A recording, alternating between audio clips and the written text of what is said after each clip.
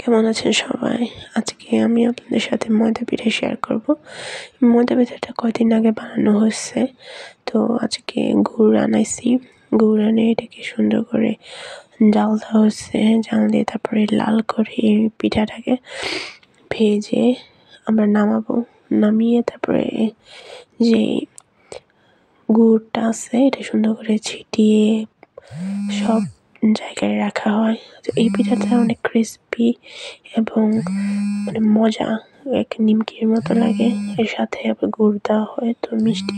তো ছোট বাচ্চারা এই পিঠাটাকে অনেক পছন্দ করে।